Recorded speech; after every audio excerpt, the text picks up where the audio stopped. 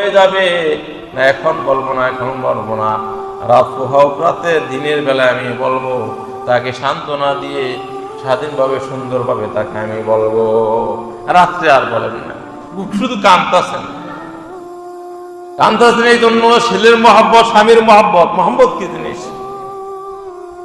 ছেলে দুইটা বাচ্চা, হাসান হোসেন, ছোট ছোট বাচ্চা, বাচ্চা রেখা, বাচ্চা কার হাতে রেখা মা চলে যাবেন কবরে।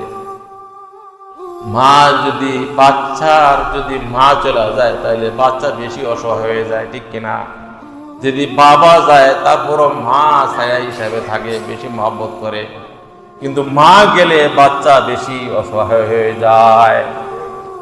এই চিন্তা করে আম্মাজান ফাতেমা রাদিয়াল্লাহু তাআলা আনহা কান্না করতেছেন, গভীরভাবে কান্না করতেছেন। জোরে আওয়াজ দিয়ে কান্না করেন না, কারণ যদি ছেলেরা ঘুম থেকে উঠে যায় আর স্বামীও তো ভেঙে পড়বে।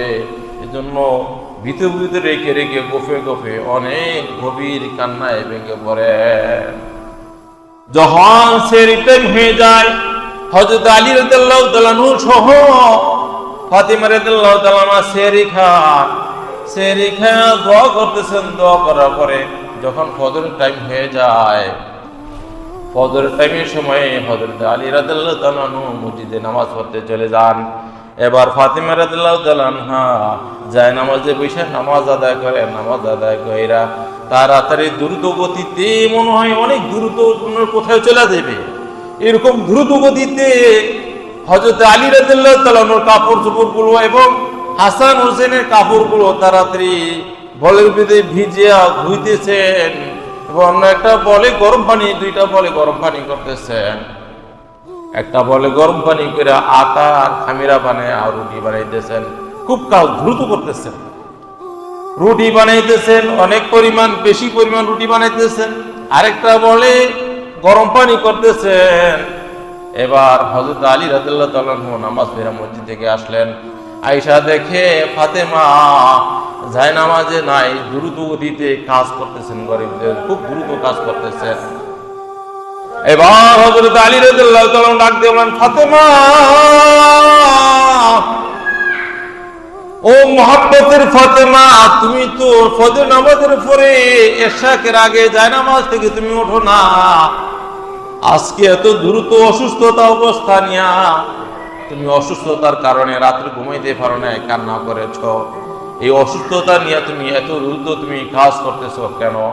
এত কাজে তুমি মশগুল হয়েছো কেন? তুমি বলো। আবার দেখি তুমি রুটি বানাইতেছ। আমরা তো রোজা রেখেছি, রোজার ভিতরে দিনও আমরা রুটি খাবো না, তুমি রুটি কেন বানাও? এইবার আরো ভেঙে পড়েছেন ফাতেমা রাদিয়াল্লাহু তাআলা আনহু। কান্না, উচ্চ কণ্ঠে কান্না থামিয়ে রাখতে পারেন না, কান্না করে না।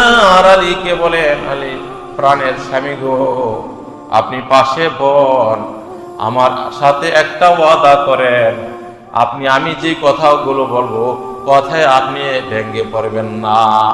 আপনি ধৈর্য সবর করতে হবে। যদি সবর করতে পারেন তাহলে আমি কথাগুলো আপনাকে বলবো, আমার সাথে ওয়াদা করেন। এবার আলী রাদিয়াল্লাহু তাআলা আনহু বলেন, দুনিয়া জমিনে এমন কোনো কথা বলো নাই যেই কথা আমি ভেঙে পড়বো। দুনিয়ার জমিনে তোমাকে পেট ভরে খাওয়াইতে পারি নাই, ভালো পোশাক পরাইতে পারি নাই, এমন কোন বনে আঘাতপূর্ণ কথা তুমি জীবনে বলো নাই। বলো, তুমি কি বলবা আমাকে বলো। এবার সযত্নে সুন্দরভাবে তার পাশে বসিয়ে গেলেন।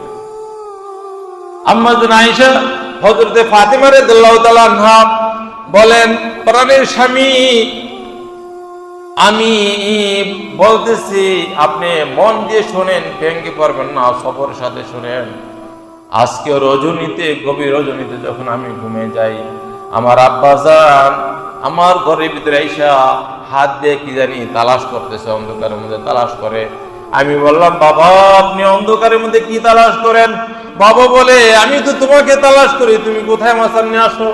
আমি যখন সামনে গেলাম, আমার হাত ধরে বাবাই বলে, ফাতেমা রে, তোমার 6 মাস অতিবাহিত হয়ে গেছে, দুনিয়ার জমিনে আর বেশি দিন থাকা যাবে না, আর বেশি থাকা যাবে না। তুমি আজকে সেহরি তোমার স্বামী আলীর সাথে খাইবা, আর ইফতারি করবা তোমার বাবার সাথে জান্নাতে দস্তরে। সুবহানাল্লাহ বলে, জান্নাতে দস্তরে তুমি সেহরি খাইবা। আমাকে এই কথাটা বইলা বাবা চলে গেল।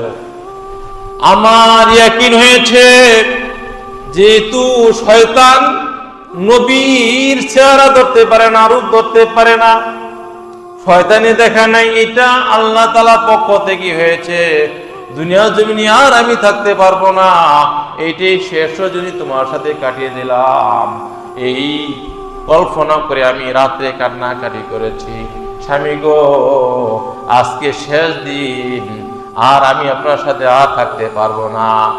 মনে হয় যেন আজকে আমার মৃত্যু হবে। এই জন্য আমি তাড়াতাড়ি দ্রুত গতিতে দুনিয়া জমিনে তো আপনার খেদমত করতেই পারি নাই, এই জন্য আপনার জামা কাপড়গুলি ধুয়ে দিতেছি, হাসান হোসেনের জামা কাপড়গুলো ধুয়ে দিতেছি, এবং এমন পরিমাণ খাবার আমি তৈরি করতেছি যাতে আমি মারা যাওয়ার পরে 5 দিন পর্যন্ত আপনি খাবার খাইতে কষ্ট না হয়। সুবহানাল্লাহ বলে, খাবার খেতে দেয়া, যেহেতু আপনি কান্নায় ভেঙে পড়বেন, আমার সন্তান কান্নায় ভেঙে পড়বো, এমন এই আপনাদেরকে খাবার কে দিবে? খাবার না খেলে তো আরো অসুস্থ হয়ে যাবেন।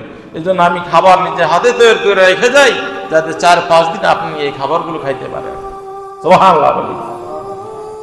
আলী রাদিয়াল্লাহু তাআলা বলেন, আরো কান্নায় ভেঙে পড়ছেন, অস্থির হয়ে গেছেন। এবার বলেন, ফাতেমা বুঝলাম, তবে গরম পানি কেন করো? ফাতেমা রাদিয়াল্লাহু তাআলা কান্না করে আর বলে, দুনিয়ার জমিনে আপনার ঘরে আসার পর থেকে খেদমত করতে পারি না, আমি শেষ গোসলটা আপনাকে গরম পানি দিয়ে গোসল করে দেব, এবং আমার আদরের দুলাল সেই হাসান হোসেনকে আমি শেষবারের মতো সুন্দরভাবে গোসল করে দেব, এই জন্য আমি গরম পানি করতেছি। এবার আলী রাদিয়াল্লাহু তাআলা কান্নায় অস্থির হয়ে গেলেন, কান্নায় ভেঙে পড়লেন। আলী রাদিয়াল্লাহু তাআলা কাঁদতেছে, ফাতেমা রাদিয়াল্লাহু তাআলা কান্না করতে চক্ষু ভিজে গেছে, অস্থির কান্নাকাটি অবস্থায় হযরত হাসান হোসেন দুইজনে আবার বাবা মার কাছে দৌড়ে আসলেন।